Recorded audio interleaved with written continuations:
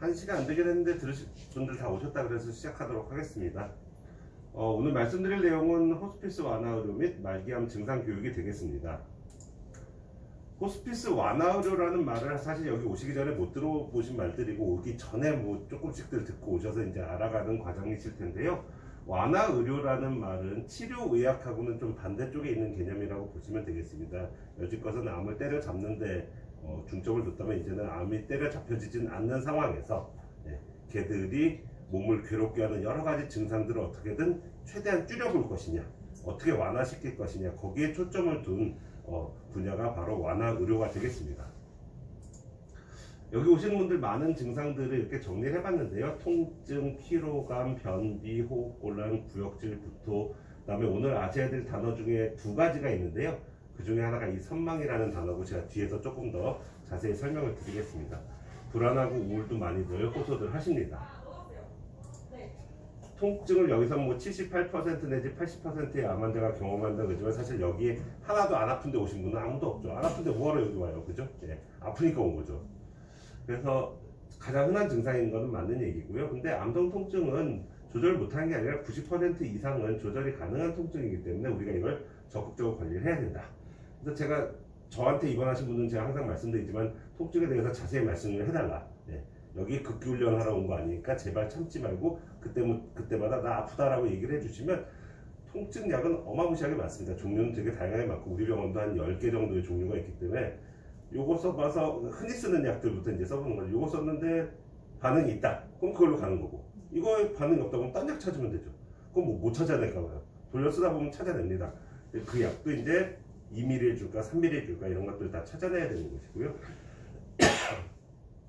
그래서 약으로 대부분 조절할 수 있습니다. 그리고 이제 이거 뭐 조금만 쓰는 게 좋네, 뭐 안 쓰는 게 좋네, 제발 그런 얘기하는 유튜브나 인터넷에 헛소리하는 놈들이랑 제발 친구하지 마세요. 그거 듣고 와서 또 막 얘기하시는 분들인데, 그건 아주 어리석은 생각입니다. 미국 소들 다 드시잖아요. 좀 어떻게 먹고 살아 계세요? 머리 빵꾸 나서 기어다니다 다 죽는다며. 그러니까 그런 얘기랑 똑같은 얘기라고. 그 웃어주시니까 문제. 그거 얘기했던 놈들 다 찾아내서 혼내줘야죠. 여하튼 그 다음에 약 이외에도 통증을 조절할 수 있는 방법들이 있으니까, 저희는 하여튼 다 그런 생각을 하고 있습니다. 아무리 말기 암 환자여도 암성 통증, 아픈 거로부터는 최대한 자유롭게 해드려야 된다. 그게 제일 소중하죠. 그보다 소중한 게 없습니다. 피로감도 많이 호소들 하신다. 피로하다, 기운이 없다, 힘이 없다, 이런 얘기들을 하는데, 사실은 아무리 좋은 뭐 영양제를 넣어도 사실 내가 쓰는 것보다 암덩어리들이 많이 쓰기 때문에 기운까지 나게는 못 해드립니다. 다만 그래도 움직이실 수 있는 범위 내에서 좀 운동을 하시는 게 도움이 된다라는 거고, 기운을 나게 하려고 이제 뭔가 많이 먹이려고 애를 쓰시는데, 애기들처럼 한 숟갈만 더 한 숟갈만 더 하는데, 뭐 그 먹는 게 아까워서가 아니라 내가 잘 먹어서 내가 소화해서 내가 쓸 수 있으면 그게 뭐가 아깝겠어요. 근데 그게 지금 안 되시는 상황이잖아요. 왜? 나쁜 놈의 암덩어리들이 그 밥이 내려가는 길목마다 다 막고 있는데, 그 넣어주는 사람이야 뿌듯하죠. 근데 이거 소화시키는 사람한테 너무너무 괴로운 일이기 때문에 음식 먹는 것은 강요하지 말아주십사 말씀드립니다. 변비들도 많이 생깁니다. 왜냐하면 우리가 사람이 뛰어다니고 걸어다녀야 변비가 안 생기는데, 하루 종일 아파서 누워만 계시다 보면 변비가 생길 수밖에 없다는 게 첫 번째. 두 번째는 저희가 드리는 그 마약성 진통제들이 변비들을 많이 유발합니다. 그리고 이제 암덩어리들이 내려가는 길목들을 막기 때문에 또 변비가 잘 생기고, 그 모든 걸로 인해서 변비가 생기면, 사실 요새는 그렇게들 안 하려고 되게 애쓰기 때문에 그런 경우가 없지만, 제가 20세기 때 학생 때는 정말 이게 쌓이고 쌓여서 입으로 막 비슷하게 나오는 분들이 생기거든요. 그런 일은 없어야 된다. 그래서 맨날 대변 보셨어요? 대변 보셨어요? 물어보거든요. 그럼 다들 화내세요. 먹는 것도 안 주면서 맨날 대변만 물어보냐. 그런데 막혔나 확인하기 위해서. 그래서 며칠 동안 대변을 못 보면, 그때는 이제 변비를 좀 이렇게 해결할 수 있는 약들도 미리미리 좀 해서, 뭐 먹는 약, 좌약, 뭐 물약, 뭐 여러 가지를 해서라도 어떻게든 저희가 뺍니다. 그래도 안 빠질 때는 관장을 해서라도 그걸 빼야 됩니다. 호흡곤란들도 많이들 호소하십니다. 나 숨차다, 나 숨 멈출 것 같다. 근데 실제로 몸에 산소가 모질라는지는 뭐 손가락 끝에다가 이렇게 기계 같은 거 대면 숫자가 나오잖아요. 그게 90몇 프로가 넘는데도 숨이 차신 분들이 더 많습니다. 90% 미치면 저희가 산소를 들여서 올려놓으면 들차신데, 90%가 넘는데도 숨이 차다는 사람들은 대부분은 불안해져서 그렇다. 지금 이 상황에서 뭐 느긋하신 분이 어디 있어요? 다들 불안하죠. 보호자가 불안하니까 환자가 불안하고, 환자가 불안하니까 보호자가, 서로 그 악순환이거든요. 그래서 그렇다고 뭐 보호자한테 뭐 불안해하지 말고 뭐 평정심을 되찾지, 그게 되나요? 되진 않지만 그래도 애는 써보셔라 라고 말씀을 드리는 거고, 심호흡도 해볼 수가 있고, 그다음에 산소를 드린다든지 또 마약성 진통제라든지 기관지 확장제라든지 또 항불안제도 크게 도움이 된다. 항불안제는 우리가 뭐 정신과 약이라고 얘기하고 뭐 미친 사람들만 먹는 걸로 알고 있는데 그렇지가 않다. 항불안제의 사용할 수 있는 질환들 쭉 보다 보면, 물론 첫 번째는 불안증이죠. 불안증인데 2번, 3번, 4 애국가랑 똑같습니다. 이게 4절까지 다 알아야 애국가를 아는 건데 1절만 알고서 이거는 정신병 환자가 먹는 건데 이런 사람도 있거든요. 이거 바보예요, 바보. 예. 그래서 항불안제를 쓰면은 호흡곤란을 덜 느끼게 된다. 덜 불안하게 되고. 그래서 드리는 거지 미친 사람이라 드리는 거 아니다.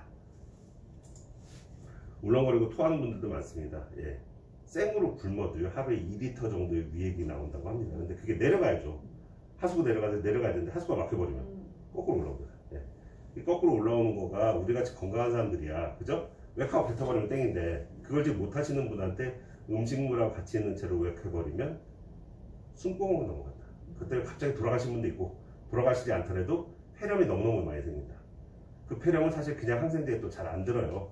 세균이나 바이러스에 의한 것들은 어떻게 우리가 주사제로 어떻게 해결하는데, 이게 바발 들어가고 막 이래버리면 그게 거기 안에서 또 막 문제 일으키기 때문에 참 어렵습니다. 그걸 우리가 전문 용어는 흡인성 폐렴이라고 하고, 예. 그래서 울렁거리거나 토할 것 같을 때는 우리가 음식을 먹으라고 강요하지 않는다. 그 다음에 경우에 따라서는 금식이 필요하기도 한다. 그게 핵심이죠. 선망을 오늘 아셔야 될 제가 두 단어가 있다는데 그 중에 하나 이겁니다. 이 선망, 한자가 되게 어려워서 저도 쓸 줄 모르고요. 헛소리 섬에다가 노망날 망이라고 합니다. 헛소리도 하고 노망난 것처럼 행동한다. 여지껏 내가 알던 우리 가족이 아닌 사람처럼 변신을 합니다. 어떤 분은 욕을 하기도 하고, 어떤 분은 뭐 집어던지기도 하고, 어떤 분들은 잘려있는 거 막 계속 뽑는 분들도 있고, 예. 그러니까 급성 치매, 노망난 것처럼 보인다. 이렇게들 얘기들 하시는데요. 이게 이제 사실은 밤에 더 많이 일어납니다. 밤에 많이 일어나기 때문에 밤에 잠을 잘 자는 게 제일 중요하고, 밤에 잠을 잘 자는 가장 좋은 방법은 낮잠을 못 자게 해야 됩니다.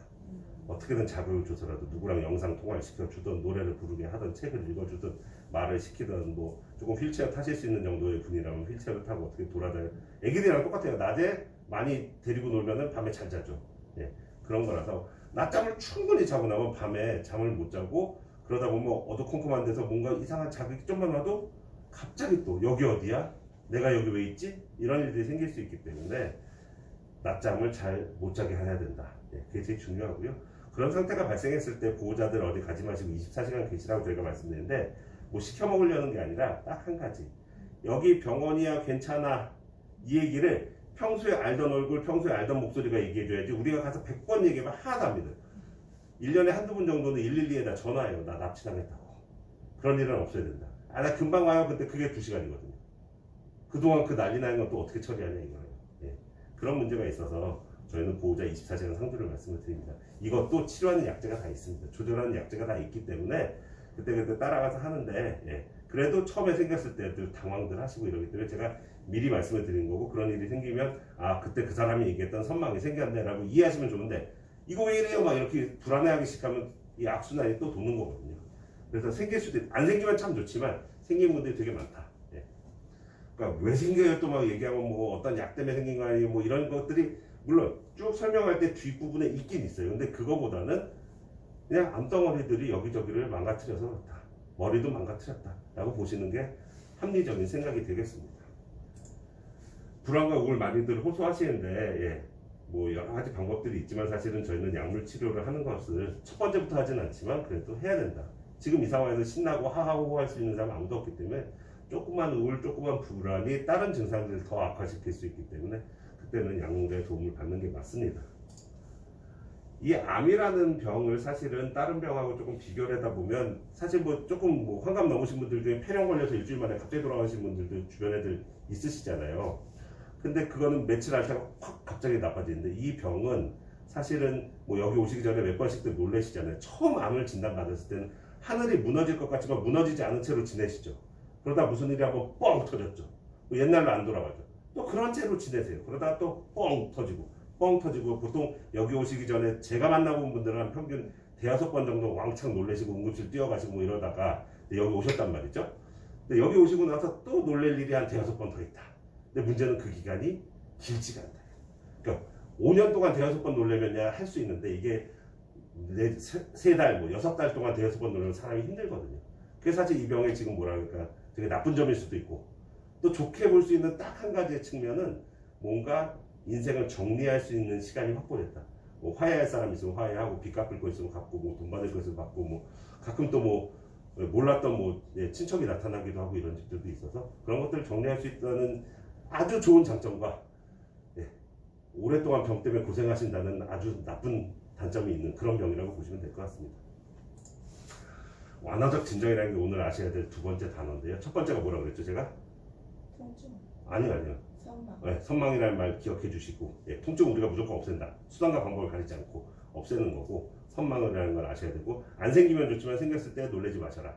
그다음에 두 번째는 이 완화적 진정인데요. 우리가 이제 환자분들 통증도 조절해야 되고 온갖 불편한 증상들 있죠. 숨 차고 울렁거리고 토하고 뭐 복수 차고 흉수 차고 이런 것들 다 어떻게든 해보려고 애는 쓰는데 어떻게든 다 잡다가도 잘 안 되는 집들이 10집 중에 한두 집은 꼭 있다. 그럴 때는 진정요법이라는 걸 한다. 저희가 완화의료라고 처음에 설명드렸잖아요. 그래서 완화의료에서 하는 진정이기 때문에 완화적 진정이라고 얘기하는 거고요. 아주 쉽게 설명드리면 수면도 아니고 마취도 아니고 중간중간 좀 깊은 잠을 자게 하는 거라서 물론 흔들어 깨우거나 자극을 주면 반응을 합니다. 그렇더라도 통증이라든지 숨참이라든지 이런 것들을 좀 덜 느끼게 할 수 있는 마지막 방법으로 이런 것들을 택하는데요. 저희 마음대로 하진 않고 보호자들한테 설명하고 동의도 받고 진행합니다. 근데 저희는 맨날 쓰는 말이니까 선망도 그렇고 완화적 진정도 그렇고 이제 환자분 잘 조절이 안 돼서 완화적 진정할게요 그렇게 얘기를 하는데 보호자분들은 처음 듣는 단어란 말이죠. 이거 뭐야 막 이러거든요. 그래서 자 사인하세요 그러니까 뭐 얼떨결에 사인했다 이렇게들 얘기하시기 때문에 이런 설명을 드리는 시간은 저희가 갖는 거고요. 이런 일이 안 생기면 좋긴 한데 생기는 집들이 있다. 분명히 있다. 우리 집은 안 생겼으면 좋겠지만 생길 수도 있다 정도는 지금쯤은 알고 계셔야 된다라는 겁니다. 이것도 인터넷에서 뭐 이상하게 쓰는 사람들은 지대 커피 마시고 히히닥거리려고 환자 잠만 재운다. 절대 아니거든요. 왜냐하면 이런 완화적 진정을 할 때는 맥박이라든지 혈압이라든지 호흡이라든지 안정적으로 잘 유지되는지를 더 자주 들여다봐야 되기 때문에 하루에 3번 무슨 혈압 재고 하루에 2번 뭐 체온 재고 이런 정도 수준이 아닌 더 자주 들어봐야 되기 때문에 손은 더 간다. 절대 무슨 히덕거리고 커피 마시려고 그런 거 아니다라는 거. 요 정도가 되시면 이제 임종을 이제 준비하시는 시기가 대부분 되는 거고요. 그때 이제 최대한 환자가 덜 괴롭게, 덜 아프게 할 수 있는 최후의 수단이다라고 생각하시면 될 것 같습니다. 제가 드린 설명은 여기까지고요. 혹시 궁금하시거나 걱정되시는 거 있으시면 우리 아이는요. 지금 그렇게 저기 하고 있는 뭐야 잠도 잘 자고 잘 있는데 그래도 저기 오랜 시간 잘 살 수 있을까요? 그 기간을 이제 얘기들 할 때는 보통 저희 오기 전에 원래 치료하던 데에서 보통 몇 달 남았습니다 얘기를 하셨을 거예요. 뭐 3달, 6달 뭐 어디선 한 달 얘기하기도 하는데 그거 쉽게 말씀드리면 하나도 들어맞지 않는다. 그러니까 고등학교 수학책의 배운 거 생각해 보시면 수학책에 맨날 나오잖아요. 평균에는 뭐가 있어요? 플러스 마이너스 표준 편차라는 게 있죠. 그래서 3달 플러스 마이너스 2달, 6달 플러스 마이너스 5달. 그게 뭔 소리예요? 그러니까 개인한테는 하나도 안 들어맞는다 이거죠. 6달 사실 것 같습니다라고 얘기했는데 오셔서 다음날 돌아가신 분도 분명히 계시고요. 한 달밖에 못 사실 것 같습니다 했는데도 1년 사시는 분도 계십니다. 그렇다고 뭐 그분이 10년 사시거나 그런 건 아니지만 이 기간을 예측하는 거는 거의 불가능한 일이고 그거 제발 그 왜 소설책 그거 뭐 있잖아요. 마지막 입체처럼 이파리 뛰고서 막 59일 남았는데 58일 남았는데 그런 건 아무런 의미가 없다. 차라리 환자의 어떤 컨디션, 숨 쉬는 거, 혈압, 맥박 이런 것들 봐가면서 내지는 사실은 저희는 제일 중요시하는 게 소변이 나오나 안 나오느냐. 소변이 안 나온 채로 저는 아직까지 의사가 된 지 23년 됐는데 소변이 안 나온 채로 무슨 48시간, 72시간 살아계신 분은 본 적은 없습니다. 저는. 소변이 안 나오면 저희가 그래서 보통 소변이 안 나오네요. 가족분들 어디 멀리 가지 마세요. 뭐 이런 식의 얘기를 드린다는 게 그게 그 얘기인데 뭐 좀 있으면 돌아가실 것 같으니까 준비해서 이렇게 말씀드릴 수는 없잖아요. 저희가. 그래서 그렇게 이제 돌려서들 말씀드립니다. 그때까지는 미리 그런 거 날짜들 세고 뭐 걱정하시고 이제 뭐 보름쯤 남았겠네 이런 건 하나도 안 들어맞는다. 소변이 안 나온다든가 뭐 그런 좀 문제가 숨 쉬는 게 이제 시원치가 않다던가 그러면 저희가 이제 1인실로 옮깁시다 이러면 그때부터는 이제 준비들을 하시는 게 맞죠. 그 전에는 그냥 그런데 그러다가도 근데 또 준비를 할 것 같이 하다가도 좀 괜찮은 것 같아서 이제 딱 돌아섰는데 일반 병실에서도 갑자기 나빠져가지고 1인실로 옮기는 경우도 한 달에 한두 집 있지만 그건 너무 흔치가 않기 때문에 그것까지 걱정해서는 아니고요. 보통은 그런 코스로 저희가 관리를 해드립니다. 네, 네. 감사합니다. 예, 감사합니다.